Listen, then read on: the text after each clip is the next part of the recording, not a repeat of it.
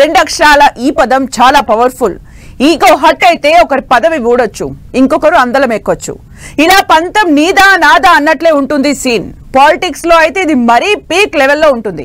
కడపలో ఇదే political picture కనిపిస్తోంది. కౌన్సిల్ సమావేశాల్లో మేయర్ తనకు కుర్చీ వేయలేదని ఏకంగా మేయర్ సీటుకు కిందకి నీళ్లు తెచ్చేందుకు ఎత్తులు వేస్తున్నారు ఎమ్మెల్యే. నీ అవినీతి అంతా బయటకు తీస్తా, నీకు మేయర్ పదవి ఎలా ఉంటుందో చూస్తానంటూ సవాల్ చేసి అన్నంత పని చేసేలా దూకుడు పెంచారు ఎమ్మెల్యే. ఇంతకీ ఎవరా ఎమ్మెల్యే, ఏంటా కుర్చీ గొడవ?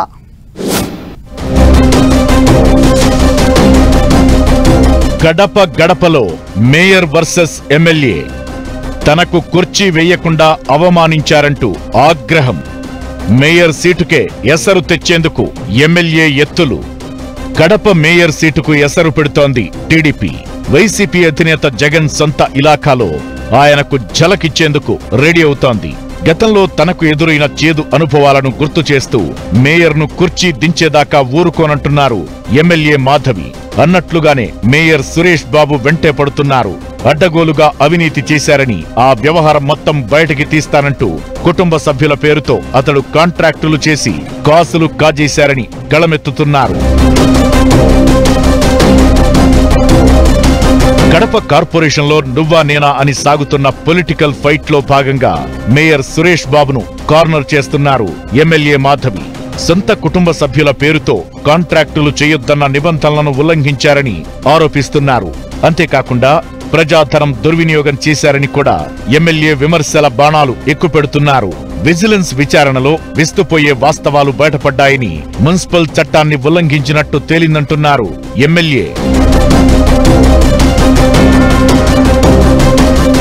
కడప కార్పొరేషన్ సమావేశాల్లో ఎమ్మెల్యేకు chair వేయకుండానే mayor Suresh Babu meeting నిర్వహించడం అప్పట్లో గందరగోళానికి దారితీసింది. కుర్చీ వేసే వరకు ఊరుకునేది లేదని టీడీపీ, ఆమెకు కుర్చీ వేయకుండానే సమావేశం నిర్వహించాలని వైసీపీ కార్పొరేటర్లు పట్టుబట్టడంతో రచ్చరచ్చ జరిగింది.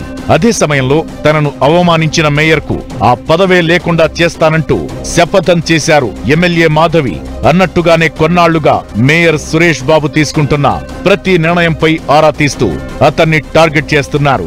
ఈ క్రమంలోనే సురేష్ బాబు మున్సిపల్ చట్టాన్ని అతిక్రమించారని ఆరోపణలు చేస్తున్నారు. మేయర్ తన కుటుంబ సభ్యుల పేర్లతో కాంట్రాక్టు పనులు చేశారని చెబుతున్నారు. మేయర్ భార్య జయశ్రీ, ఆయన కుమారుడు అమరేష్ పేర్లపై ఉన్న వర్ధని కన్స్ట్రక్షన్ పేరుతో 55.64 లక్షల పనులు చేశారని విజిలెన్స్ విచారణలో కూడా ఆ విషయం బయటపడిందంటున్నారు. మేయర్ కుటుంబ సభ్యుల పేర్లతో కాంట్రాక్టు బిల్లులు డ్రా చేశారని ఎమ్మెల్యే మాధవి అలిగేషన్స్ చేస్తున్నారు. 15 రోజుల గడువులోగా మేయర్ వివరణ ఇవ్వాలంటూ మున్సిపల్ శాఖ షోకాజ్ నోటీసులు పంపిందని అంటున్నారు టీడీపీ నేతలు. సురేష్ బాబు మాత్రం తనకెలాంటి షోకాజ్ నోటీస్ అందలేదంటున్నారు. ఎమ్మెల్యే మాధవి అయితే ఈ నెల 24 నుంచి 15 రోజుల గడువులోగా మేయర్ సమాధానం చెప్పాల్సి ఉందని అంటున్నారు. ఈ నేపథ్యంలో మేయర్ కు షోకాజ్ నోటీసుల ఇష్యూ ఇప్పుడు కొత్త చర్చకు దారితీస్తోంది. మేయర్ కు మున్సిపల్ శాఖ నోటీసులు ఇచ్చిందా లేదా? ఒకవేళ నోటీసులిస్తే మేయర్ సురేష్ బాబు ఏమని సమాధానం చెబుతారన్న దానిపై రకరకాల డిస్కషన్స్ జరుగుతున్నాయి.